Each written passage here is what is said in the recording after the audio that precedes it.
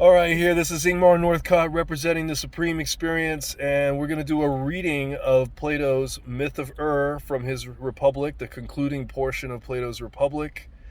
I'm here with Rhonda. I don't think she wants to be recorded, but she's here, and here it goes. You just violated my privacy. It's okay. Privacy Act. Rhonda, you're being recorded. Okay? You're not talking. Okay? You're listening with your whole being. Okay? Indeed, I have no mighty long tale of Alkinoos to tell you, said I, but the tale of a mighty man, son of Arminios, a Pamphylian by nation. Alkinoos has got the word nous in it. It means mind. You should introduce the content to this the is listener please first. do not speak. Do not instruct me. Okay? I don't even know. You are not in a position to be instructing anybody. Okay? Okay. You are a learner. Just do the page. Rhonda, And the quiet your mouth. Okay? Please. Remember what I told you about disciples of Pythagoras that require 5 years of silence.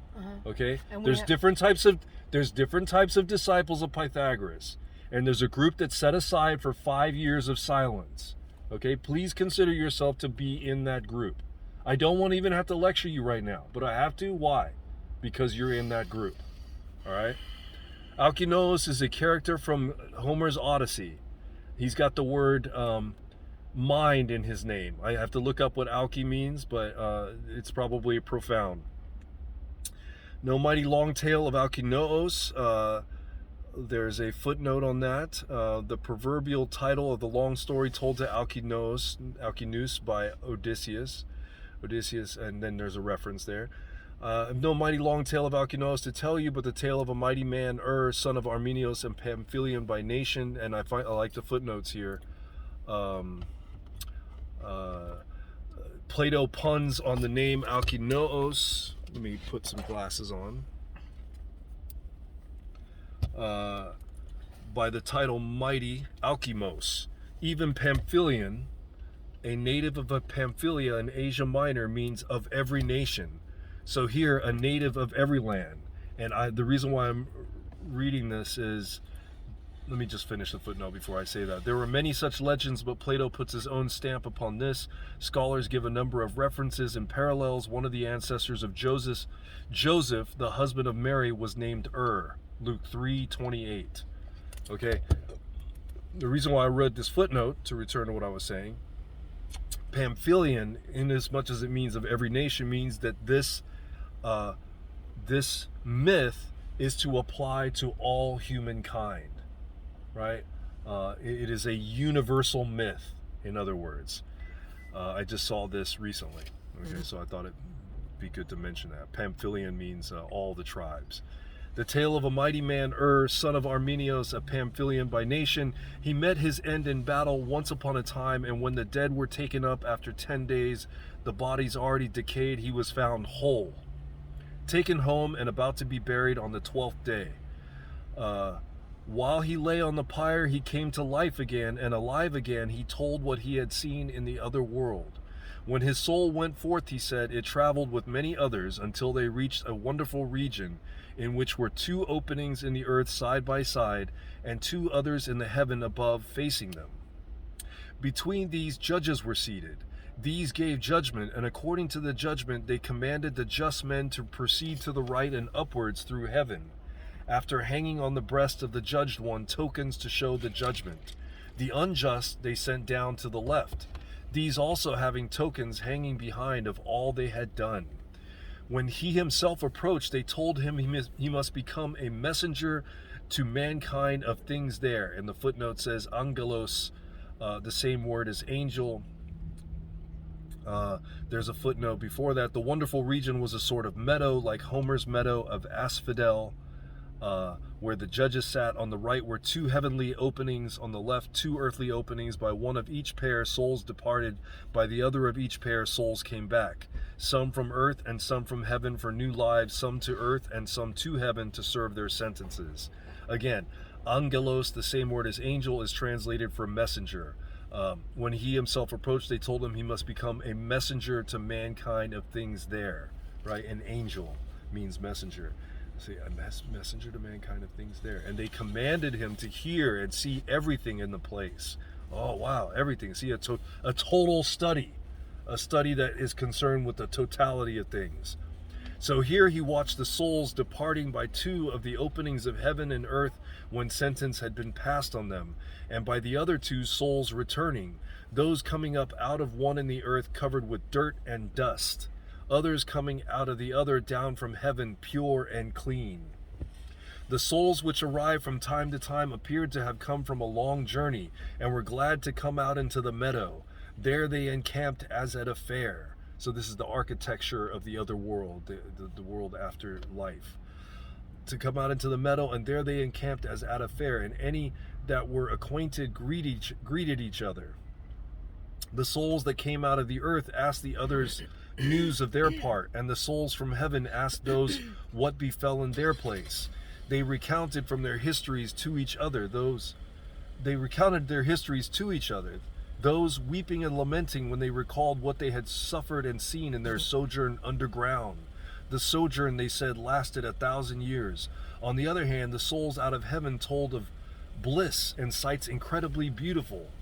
It would take a long time, Glaucon, to tell the whole history, but the sum of his tale, he said, was this. Each had paid satisfaction to all persons that he had wronged, and for each offense in turn 10 times. That is to say, once in each 100 years, taking 100 years as the length of a human life, so as to make the payment for each wrong 10-fold.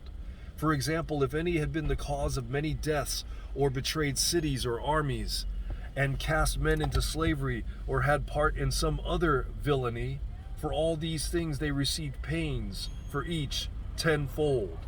If again any had done good deeds of benefaction, and if they had been just and religious, they received recompense in the same proportion.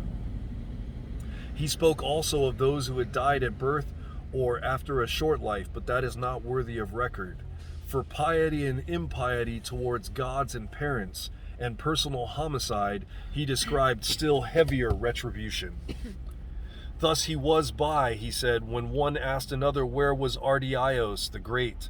This Ardiaios had been tyrant of a city in Pamphylia 1,000 years before that time. He had murdered his old father and his elder brother, and done many other abominable things, as was reported. Then the one who had been questioned answered, He has not come here, and verily he never will. Indeed, this was one of the dreadful sights which we saw when we were near the mouth and just about to go up after all we had suffered. We suddenly saw that man and a number of others, mostly tyrants, I think, but there were some other great sinners from private life. These believed they were about to go up, but the mouth would not receive them. It bellowed aloud whenever one incurably wicked in this way, or one who had not paid in full for his wickedness, attempted to go up. And there they could see standing by, he said, savage men, and fiery all through to look at, who understood the sound, and seized some and carried them away. But Ardiaios and others they bound hand and foot and head, threw them down, and dragged them along by the wayside, flaying their skins off by carting them on thorn bushes like wool, and Rhonda, silence, and proclaiming to all the passers-by why this was, and how they were being taken away to be thrown into the bottomless pit. Then indeed, he said, after their many awful terrors of all kinds, this last terror went beyond all, each fearing lest the bellows should sound against him as he came up, and how overjoyed each one was if it were silent and let him go up. Such then were the kinds of penalties and punishments, or on the other hand, the corresponding blessings which they received. 7 days each company was allowed to remain in the meadow, and on the 8th they must rise up and proceed. Then on the 4th day they come to a place whence they can see stretching from above through all the earth and sky, a light, straight like a pillar, most resembling the rainbow, but more brilliant and pure. To this light they came in a day's march, and there at the middle of the light they saw the ends of its chains stretched from heaven, for this light was the bond of heaven, and held together all the revolving vault like the undergirdings of ships of war. From the ends was extended the spindle of necessity, through which all the orbits were turned. Its shaft and hook were of adamant, the whorl of the adamants with a mixture of other things.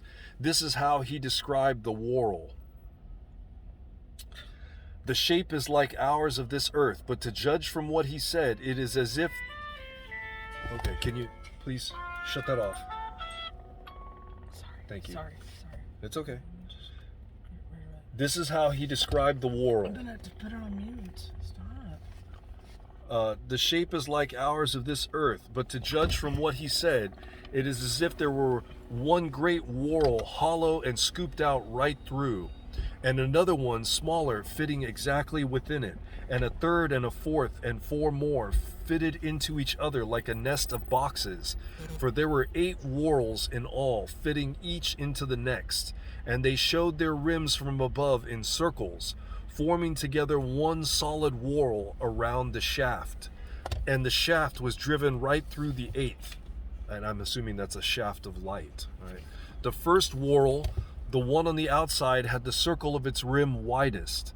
The rim of the 6th was the second widest, the 4th third widest, the 8th fourth widest, the 7th fifth widest, the 5th sixth widest, the 3rd seventh widest, the 2nd eighth widest. The rim of the widest was spangled, that of the 7th most brilliant. That of the 8th took its color from the 7th shining upon it. Those of 2nd and 5th were alike, and more yellow than these two. The 3rd had the whitest color, the 4th was reddish, the 6th was 2nd in whiteness. The spindle revolved, turning as a whole in the same movement, but within the whole as it revolved, but within the whole as it revolved, the 7 inside circles revolved quietly in the opposite direction to the whole. Can you explain what's happening? What is this Okay. about? I'm not going to try to I'm not going to try to explain it right now. Okay? What I'm going to do is I'm going to I'm going to direct your mind back to the imagery. All right? He's told us of a shaft of light. Okay? It is it's called the bond of heaven. The ends of its chains are stretched from heaven. From the ends of those chains, excuse me please, don't talk. I'm just asking you. From the ends of the chains is extended the spindle of necessity, through which all the orbits were turned, and the orbits are the revolutions of the planets. Now please keep what I've said so far in your head as an image, okay? And try to appreciate how he's describing this. The different whorls are the shapes made by the planets moving in their orbits, I'm assuming, okay? Do the research yourself, get into this. It's a very important what you're asking, okay? I'm going to try this again. I'm going to try this again. Do it. Please don't talk. Do it. Stop talking. You're taking up time, okay? And I don't need to spend that time rebuking you. It's not the best use of time. The rim of the widest was spangled, that of the 7th most brilliant. That of the 8th took its color from the 7th shining upon it. Those of 2nd and 5th were alike, and more yellow than these two. The 3rd had the whitest color, the 4th was reddish, the 6th was 2nd in whiteness. The spindle revolved, turning as a whole in the same movement. See the spindle, but within the whole as it revolved, the 7 the yo-yo. But within the whole as it revolved, the 7 inside circles revolved quietly in the opposite direction to the whole. Of these 7, the 8th moved most quickly, 2nd in speed and together, 7 and 6th and 5th. 3rd in speed as it appeared to them revolved the 4th in the contrary direction. 4th in speed was the 3rd, 4th in speed the 3rd, and 5th the 2nd. The spindle itself was turned on the knees of necessity. Perched above upon each of the circles is a siren, carried round along with it, and singing one sound, one note, so that from all the 8 there was one concord. Footnote. The Pythagoreans held that the 7 planets gave forth each one note of the heptachord. Later, the 8th of the fixed stars was added. Hence the music of the spheres. That's what this is called, the music of the spheres. There's a book written about that called The Music of the Spheres by Jamie somebody, and it's also called The Grand Theme. This is the great theme. Others were seated around at equal distances, 3, each on her own throne, daughters of necessity, the portioners, also called the fates, robed in white with ribbons upon their heads, Lachesis and Clotho and Atropos. And I've been doing some research on this. Lachesis, it comes from Lacane and Lancano, which means to obtain by lot. So this is the lot giver, Lachesis. And Clotho and Atropos, lotter and spinner and never turn back, are is what the footnote gives us. Lotter, spinner, and never turn back, Atropos. Singing to the concord of the sirens, Lachesis, the past, Clotho, the present, Atropos, what is to come. So the 3 parts of time, past, present, and future.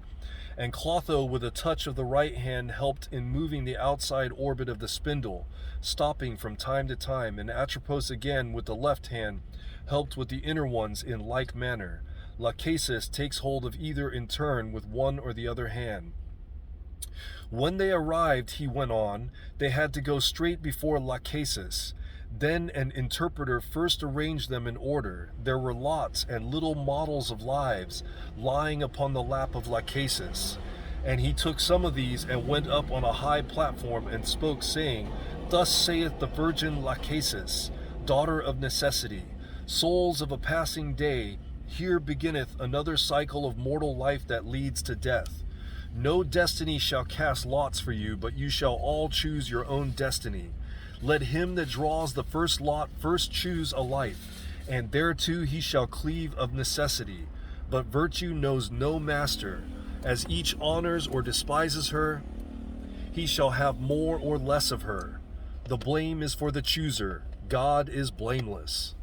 Having spoken thus, the interpreter threw the lots before them all. See, virtue knows no master. As each honors or despises her, he shall have more or less of her. The blame is for the chooser. God is blameless. What's worth saying once is worth saying twice, right?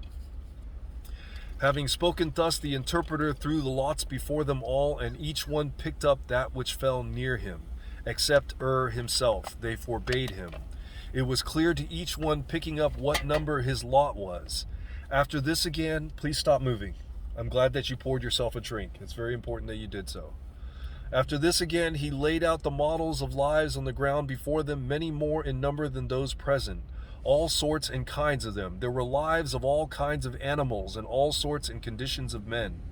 For there were tyrannies among them, some lasting to the end, others destroyed in the middle and ending in penury, that's poverty, and banishment and beggary. And there were lives of famous men, some renowned for beauty of looks or form, or else for strength and prowess of any sort, some for high birth and the virtues of ancestors, and other lives ignoble on the same accounts. So also lives of women. That's what you are. Oh. Right? There was no regulation of soul in the lives, because the soul must become different of necessity according to what life is chosen. But all the other things were commingled together and mixed with riches and poverty, with disease and health, and some were intermediate among these. There indeed, my dear Glaucon, is the whole danger for man. Therefore we must take most care that each one of us shall disregard all studies except this one study, and in this he shall be both seeker and student, to see if he shall be able to learn and discover in any place one who shall give him the ability and intelligence to know a good life from a bad, and to choose always and everywhere the best that the conditions allow, taking into account all we have spoken of in the Republic, right? And comparing and distinguishing them for their effect towards virtue in life. One who shall teach him how thus to know what beauty mingled with poverty or riches in union with what state of soul will work evil or good, what will be the effect of high birth or low birth, private station or governing station, strength or weakness, cleverness or dullness in learning, and all such qualities of the soul, natural or acquired, what effects they will have when commingled together, so that it will be possible for him, by taking account of all these things, to make his choice, keeping his gaze fixed all the while on the nature of the soul, and considering both the worse and the better life, calling it worse if it so leads the soul that it becomes more unjust, and better if it leads the soul to become more just. Let me have a drink here. All else he will leave alone, for we have seen that this is the best choice both for living and for dying. Holding fast then to this faith like adamant, he must go to the house of Hades, that there also he may be unshaken by riches and such evil things, that he may not fall into tyrannies and other such activities, and do many incurable evils, and suffer even greater evils himself, but that he may know how to choose always the life that lies in the mean of such things, in the middle, and to flee mean, as in the mean proportion, so that he may know how to choose always the life that lies in the mean of such things, and to flee from excess on either side, both in this life as far as possible and in all the life to come. Rhonda, could you stay and finish the myth with me, please?